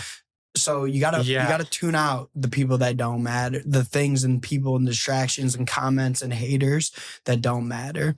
And you can't please everyone. That's good. So I remember watching you work through that in real time, and I could see the shift. And it's amazing. Like, that's a perfect example of how these lyrics like help you, remind you of that, and give you that confidence to move on. Exactly. So good. All right, I'm gonna hit you with you know me. I love worship music as well. I'm very Jewish. Worship music. I listen to worship music every day for sure. Sometimes for hours on end. It's so good. Just like. So good. This is Elevation Worship, the song Same God, which is, when I first heard this song, it was at a time when I needed it, and it literally moved me to tears. It was so powerful. And the lyric from this song is, I'm calling on the God of David, who made a shepherd boy courageous. I may not face Goliath, but I've got my own giants. Oh God, my God, I need you. Oh God, my God, I need you. How I need you now. And this is so good for me I'm calling on the God of David who made the shepherd boy courageous. I may not face Goliath, but I've got my own giants. And what I love about this is that, and this whole song is amazing because it goes through just like, I'm calling on the God of Moses whose love spread apart the oceans. I'm calling on the God of Mary. I'm calling on the God of Jesus. Like, it's all the same God. And all the same God that we've worshipped through time, especially in the Judeo-Christian Bible as well in the Old Testament and the New Testament. But what I love about this is like when I pray to God every day, like I'm praying to that same energy that like created these miracles in biblical times, that split the ocean, that made David courageous enough to take down Goliath. Like that God who moved.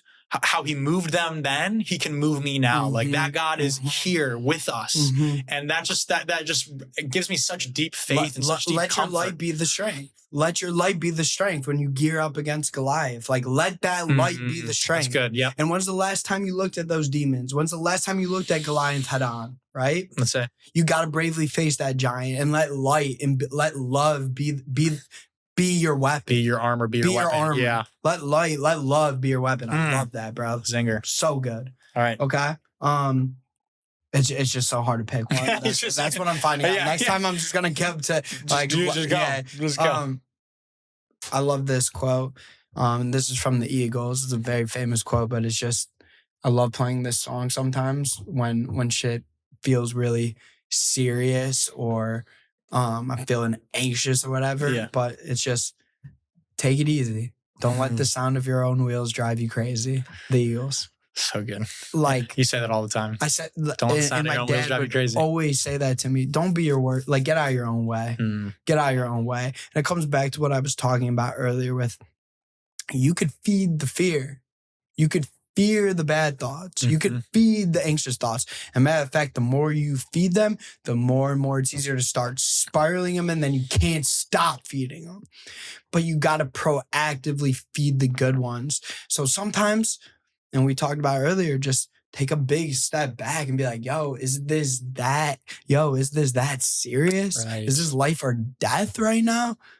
Is this this is for the fun, you see? Right. So like, don't let your own thoughts and your own feelings drive you crazy. Don't let that happen. Sometimes we just got to get out of our own way and take it easy. Take it easy. It's so good. So like, I love that. That's so good. That's so good. Let's see. Building on that one. I got one for you that I want you to talk about. All right, this is one of my favorite J. Cole ones of all time, and I just think this encapsulates you. Great. It's probably on my list. Let's hear it. This game is like follow the leader. If you look closely enough, then you'll see that I led. The moves that I made, the people I fed, the evil I ducked. Their minds is too feeble. They lean on they crutch.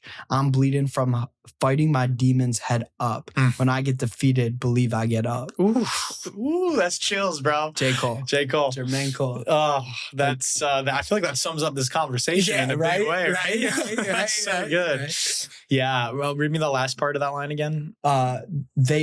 The moves that I made, the people I fed, the evil I ducked. The mind is too feeble. They lean on they crutch. I'm bleeding from fighting my demons head up. When I get defeated, believe I get up. Yeah. When I get defeated, believe I get up. Like, and I'm bleeding from fighting my demons head up. I'm facing this. I'm feeling it all, and I'm not shying away from it. And like, this is the path that I'm walking. So good. So good. So good. It reminds me of another J. Cole line too, which is me and your squad is mismatched. Your calves ain't strong enough to follow this path. That's off his new mixtape. But when you and I heard that one, we ran with that for weeks, man. Still do.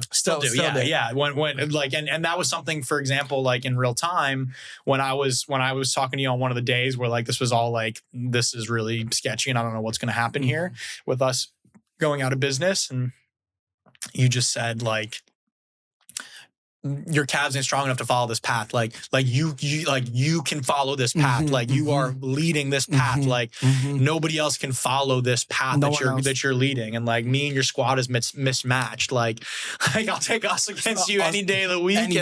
And your calves ain't strong enough to follow this path. Like it takes strong calves to follow this path. That is one of my favorite ones of all time from him, by the way. Yeah.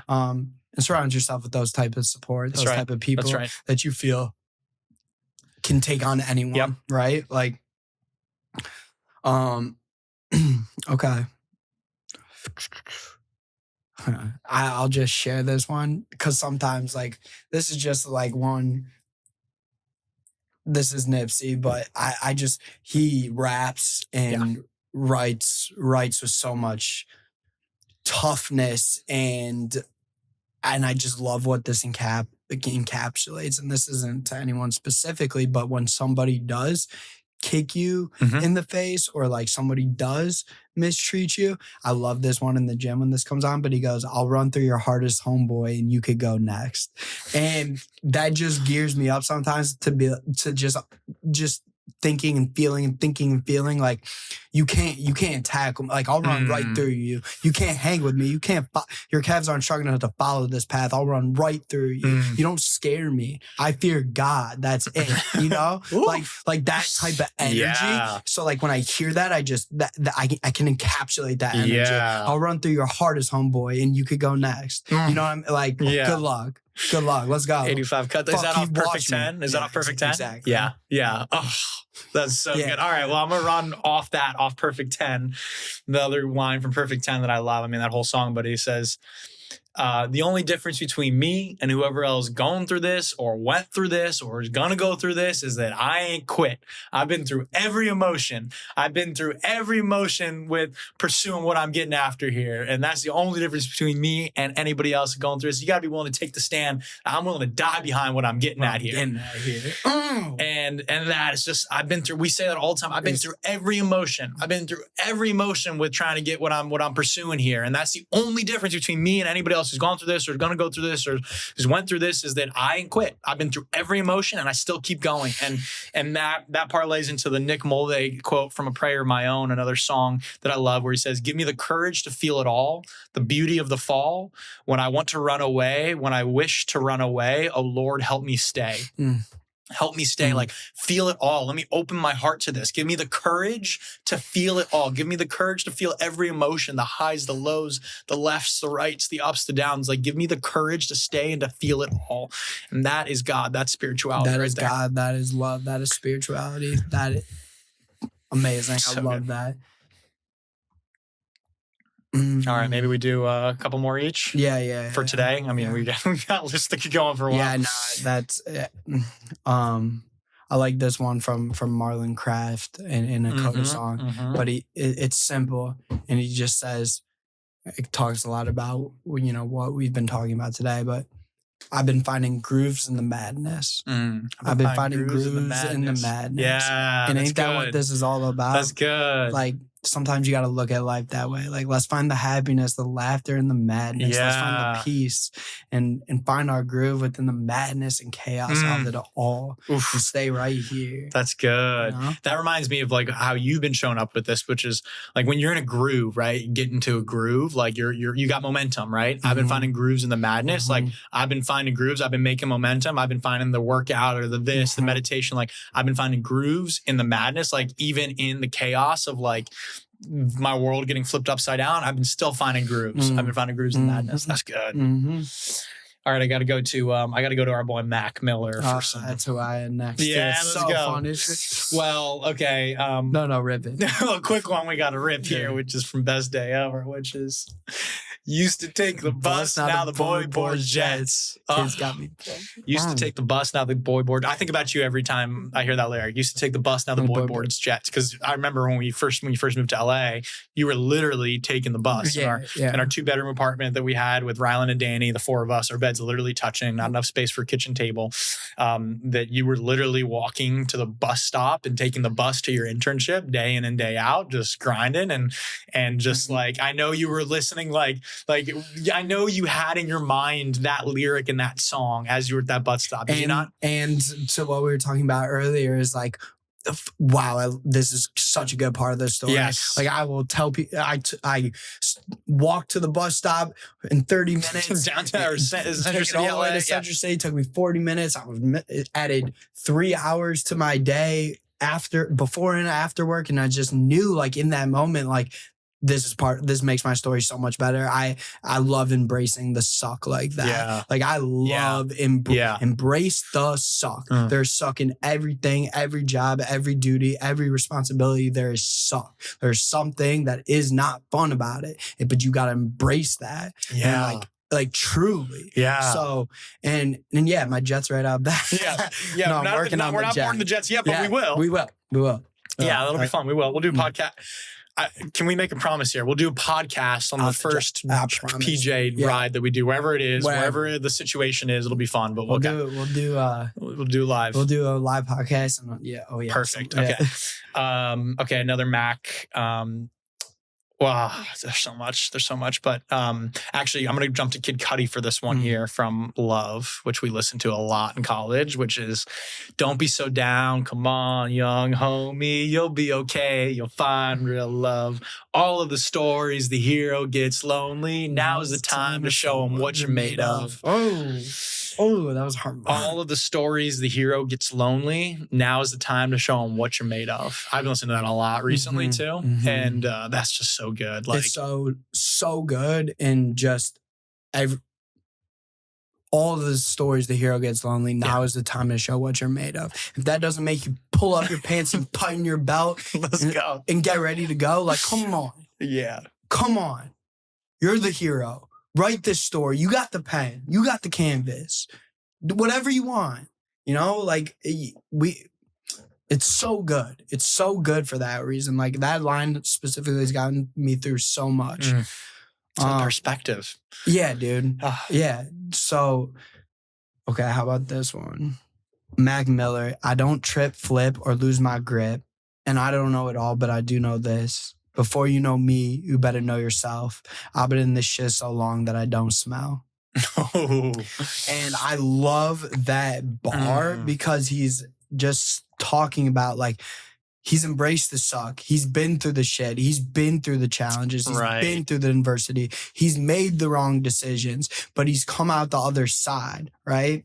And it's like, before you know me, you better know yourself. And that's how you learn to know yourself, is by challenging yourself, embracing the suck, going through the shit that life throws at you. That's the only way to know thyself, is to like go through those trials and tribulations. So I love that. That's so good. That's so good. And you use those opportunities to define yourself, not be defined by them. Bingo. How can you use adversity rather than letting adversity define you? How can you use it as an opportunity to respond and define yourself?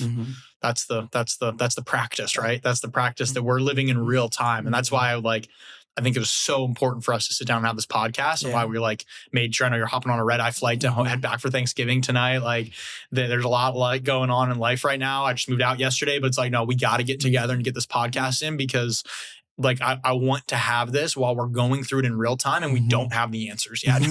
We don't know where this is going, but in a sense we know. It reminds me of a line, I think it's from this book quote, which is, I don't know where I'm going, but I know how to get there. Function over form. Like, I don't know where this result, I don't know what 2025 is going to look like. I don't know how I'm going to make the money I need to make. I don't know how I'm going to, get into the next thing, but I know how to get there. And that's focusing on what your screensaver is and those 9 things that you can control every single day. And it's building momentum. It's like, I don't know where I'm going yet, but I know how to get there. And that's it, man. It's inevitable, and it's inevitable. It's inevitable. I come back to that at all times. So yeah. Okay. I got another one for you from Russ, on the way. Talked to myself and the universe eavesdropped. Fresh out of faith, had to restock. Life got dramatic, made the beat stop. Had to reread The Alchemist and Deepak. Oh, man, that's so right. Good, that's how he opens up the song. Wow. Talk to myself and the universe eavesdrop, which I love.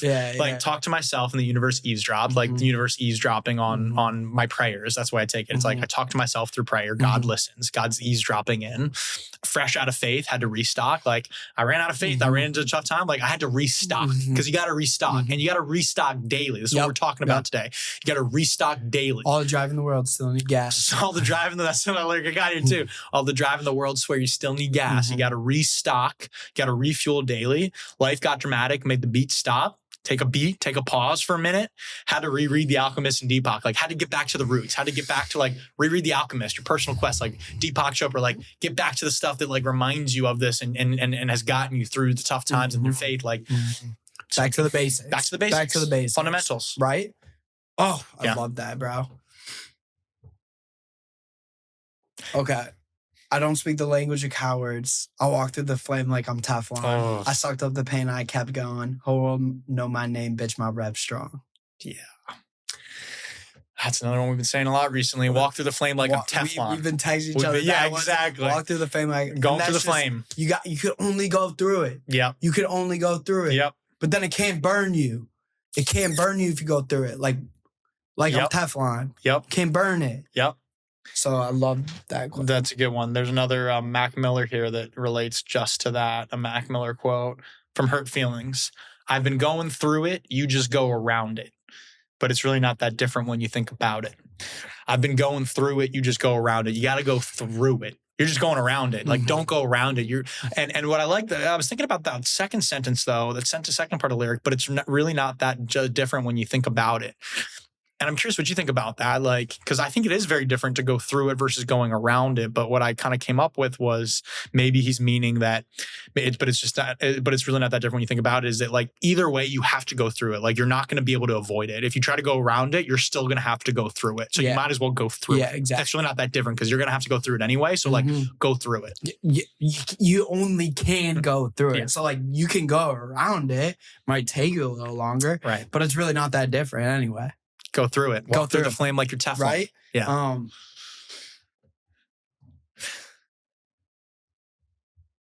Baby, the weather, strong whether it's hot or cold, I'm coming knocking on your door.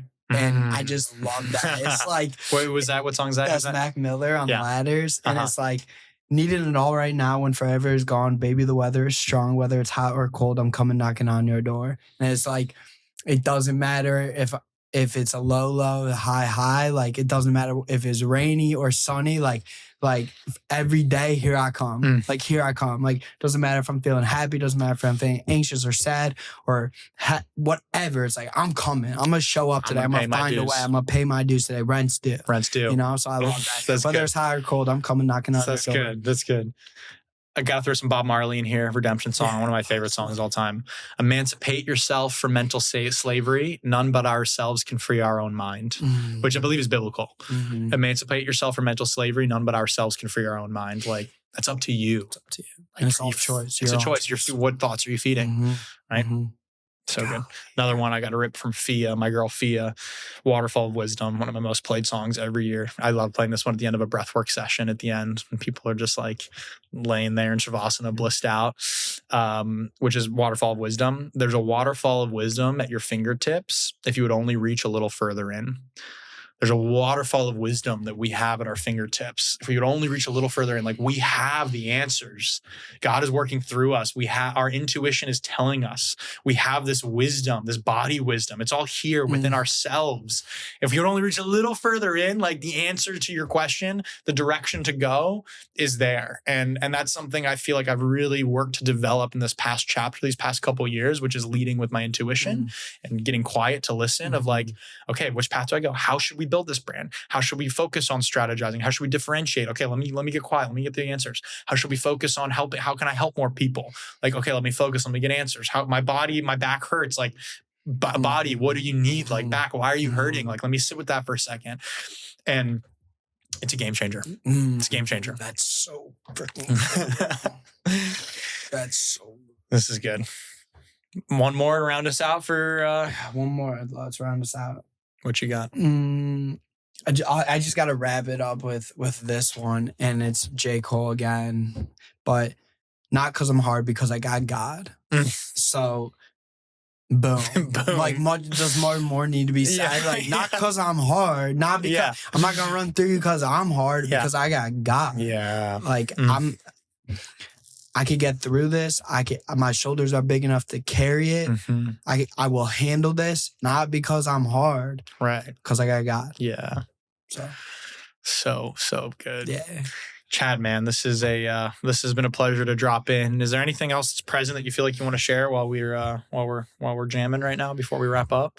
What do we got? Yeah, you know, hit me with something. Give me a little dessert here. Give me a little dessert to walk away with here. A little dessert. You know,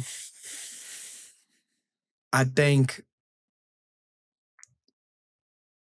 if we could give people the permission to embrace the suck and seek challenges and ride the waves of life and the high highs and low lows, and we could help guide more people to God and to being their own best friend by taking the choice to like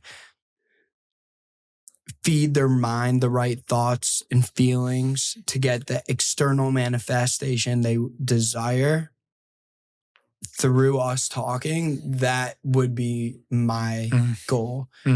And if people are out there listening, if they're hurting, if they're scared, if they're sad, I would just really encourage them to go learn and to accept these challenges, and a little bit more than accept, but to choose these challenges and embrace them and push yourself to grow through it, because on the other side of that growth, on the other side of that challenge is where the magic is, where the manifestation is, where the dots could only connect looking backwards is.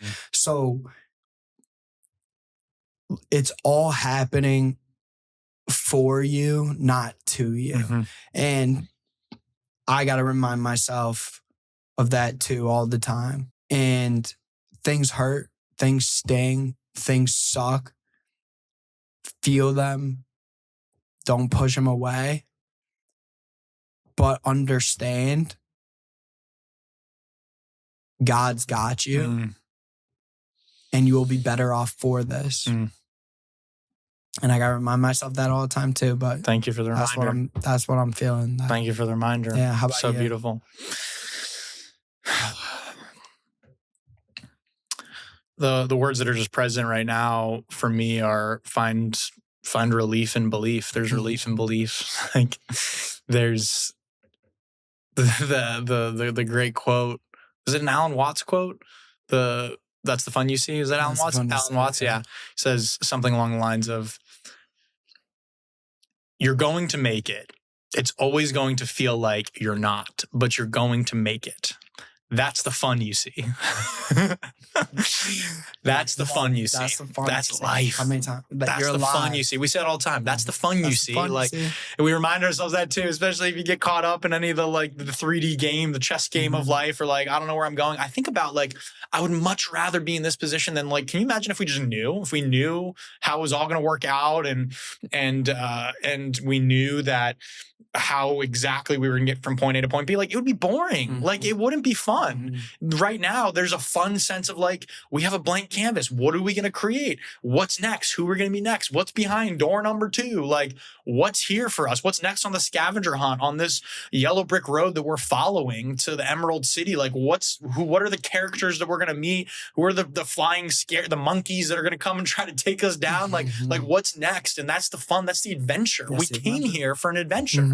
The angels are jealous of us because we get to be here in the fields and we get to do good, and we get to actually be going through this for the first time and not know what's going to happen or how it's going to work out, but we can have faith that it is going to work out. It's not how it's going to work out, it's that it will work out. And that's where faith comes in. That's where God comes in. That's where belief comes in. And so to be able to be in this position right now where like, I don't know, like what's next? Question mark.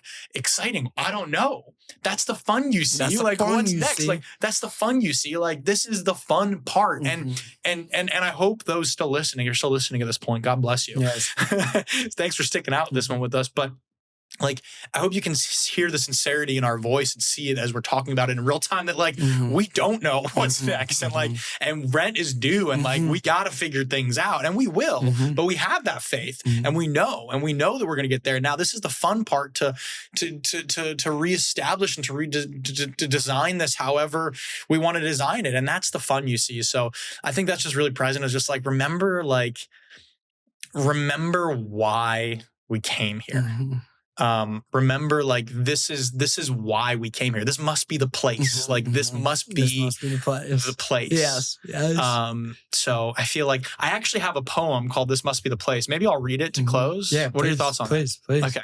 I haven't shared this one yet, so it may be a little rough. You wrote this? I wrote this one. Oh, dude. Hell yeah. Share. It was kind of, and I wanted to find a way to encapsulate that that feeling, that Mhm. emotion, if you will. I have not yet shared this publicly or read this one yet, so it's still very much work in progress, but as is life. So here we go. This must be the place. This must be the place that we long since dreamed of. When we were hanging out in the great beyond, in the realm of no time or space as the eternal oneness of source energy. Remember that? When we basked in that peaceful delight of all that is, all that ever was, and all that ever will be, we made a decision to focus a small part of our eternal energy into a new perspective, in a new place for a brief time, to be a human being on planet Earth. Remember what we decided? While that small part of us would incarnate, the bigger part of us would hang back in the non-physical energy to be a guide of sorts for us, to be a mentor in this time-space school, to cheer us on from the stands, to conduct the orchestra, to give us clues on our scavenger hunt, to remind us why we decided to come to this place. Remember why? Remember how we knew that we would be able to create here, turning thoughts into things, experiencing the exhilaration of receiving an idea, holding an image of it in our mind's eye, and then holding it in our hands? This must be the place where we chose to come equipped with the most brilliant instruments and senses for the bigger part of us to interpret the vibration of creation all around us. Eyes, ears, mouth, nose, hands. Couldn't have dreamt it up better myself. This must be the place where we can see all the depths of color of it all, witnessing the brilliance of a sunrise painting the canvas of a sky. The place where we can hear the sounds of it all, getting goosebumps as a singer pours her heart out, stirring your emotions. The place where we can smell the fragrances of it all, inhaling your mother's cooking, transporting you in a time machine. The place where we can taste the flavors of it all, sinking your teeth into a crisp, cold, juicy watermelon on a summer's afternoon. The place where you can touch all the tactile feelings of it all, wrapping someone you love in hugs and blanketing them with kisses. Ah, yes, it's getting clearer. This must be the place we have chosen to come forth as creators, to explore the nooks and crannies and feel the fullness of being alive, to repeatedly slide down the biggest slide on the playground with exhilaration, to build a sandcastle in the sandbox with our friends until the monkey bars call us forth, harnessing the co-creative power that is our birthright. The power that creates worlds coursing through your veins, breathing life into your lungs, filling your heart with passion and extending past your fingertips. And we came here so brilliantly with a direct line of connection to our higher self, a GPS system of sorts that we could call our emotions. The good feeling thoughts would serve as the indication that we're right on track and operating in total alignment with our higher self. The negative feeling thoughts would serve as simply the indication that our higher self may have a different perspective on the matter. The contrast of what we would experience would give birth to new ideas and a new good feeling thoughts to create. This must be the place that when we set out on the path of least resistance, knowing that no matter what we would experience, we would still remain on that path of least resistance. The different people, the peculiar places, the spectacular experiences, the fun playdates, the divine opportunities, the charming impulses, the fulfilling meetings, the frisky rendezvous, the brilliant ideas, the exciting sleepovers. These would all be doorways to classrooms to advance our soul's expansion.